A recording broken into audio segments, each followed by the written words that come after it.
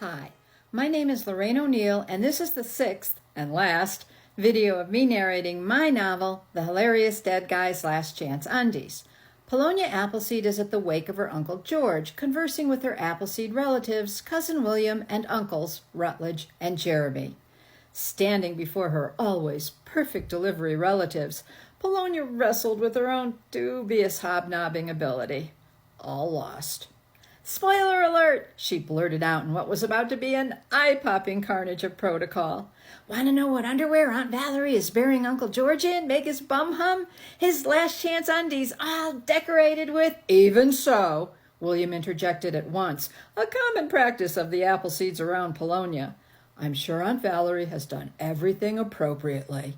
"Hey, whatever creams her Twinkie," Polonia snickered. "And what, Polonia, are your immediate plans?" Uncle Jeremy asked, nimbly ignoring both the Undies and Twinkie comments, an infallible resource utilized by many when conversing with Polonia. "It is my fervent hope you will not squander the money I acquired for you at great effort." "I'm not. I'm going to use it to track down the person who got away when my dad was murdered." Dead silence. "Polonia," Uncle Rutledge said gently, earnest concern coming off him in almost tangible waves. "Everyone has been over this with you. There was no second person. You need to start your life fresh now. I heard from Valerie you've been admitted to Columbia. Bravo!" "Columbia!" William gasped, and Polonia gritted her teeth. After his father's death and his mother's following a year later, William had to cancel his plans for an Ivy League university and switch to an itty-bitty Southern college where he'd procured a "Your Daddy's Dead, Poor Widow You" scholarship. His loss of Ivy League status was what rankled William more than anything Polonia knew. "Your trust can pay for that?" he asked, pursing his lips. "The matter has been handled," Uncle Jeremy said curtly in an inquiry-over voice. It had. Polonia had gotten early admission and a 100% grant to boot. How had Uncle Jeremy known that? She looked at him quizzically, which he ignored. "I am curious, however, where you will live, Polonia. Will you be remaining with Valerie?" Uncle Jeremy arched an eyebrow to indicate he knew that was a preposterous thing to say. "Nuh-uh, I have a place, a studio on the Upper East Side, Yorkville. And it's real good I don't have much stuff." "Ah, New York City's famous dorm district," Uncle Rutledge smiled in approval. "The manager's holding it for me." "And what will you be doing this summer before classes begin?"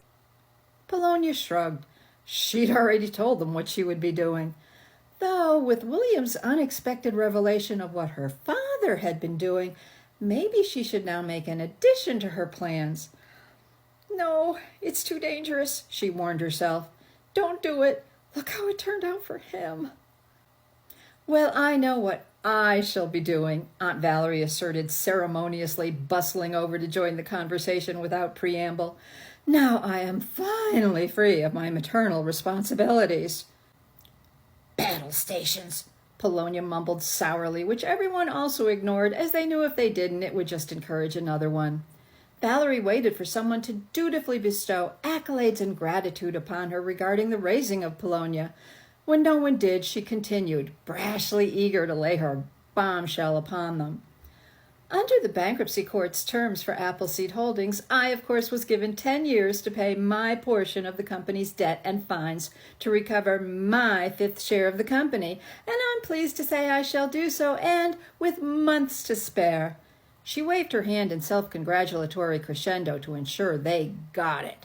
Valerie, formerly Bogbottom, nay Appleseed, looked at her brother, president of Appleseed Holdings, Jeremy Appleseed, who got it all right, and it was a tribute to his epic self-fortitude that he didn't give it back to his sister in the form of a roundhouse punch straight to her expensive schnozola.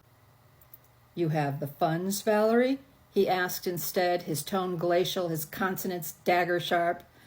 "I shall, Jeremy. George maintained a generous life insurance policy on my behalf."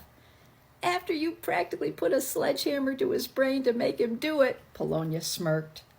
"You realize by buying back in you will not only assume assets in the firm, but liabilities as well?" "Oh, don't pout, Jeremy. I've done my due diligence, kept up all these years. I've checked the firm's filings. You're doing well. It would, once again, be a prime investment for me. Actually, Valerie, I too have told Jeremy that I will exercise my option before the deadline runs out, Rutledge said as cavalierly as possible. Jeremy's eyes blazed and his fists balled. How can you get back into it? Polonia interrupted incredulously. It was the settlement everyone assented to at the time, dear, Aunt Valerie beamed, and the bankruptcy court approved it.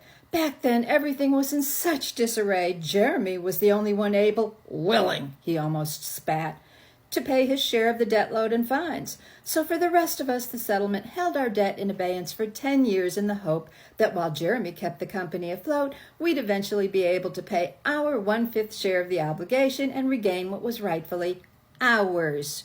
That's what the eliminated Appleseed owners can do, contingent upon payment of their 1/5 proportion. 5th? But there's only 3 of you left. What about my dad? If he were alive, could he? Assuming Egbert was not in jail and barred forever from the investment domain, yes. But he's dead, so where did his buyback right go? To his estate. I'm his estate. You mean I could buy a share of Appleseed Holdings, be a part owner?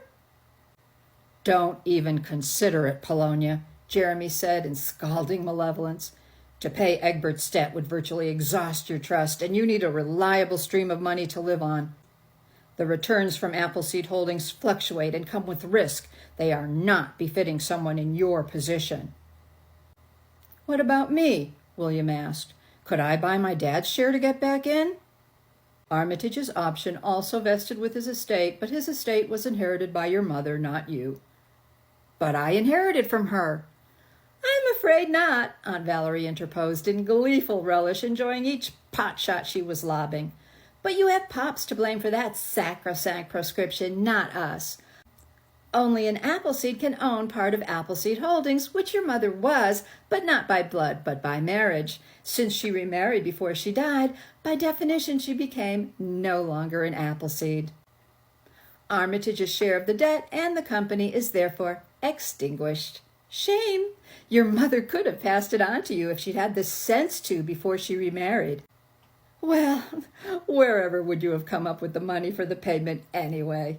Best not to dwell on it too much.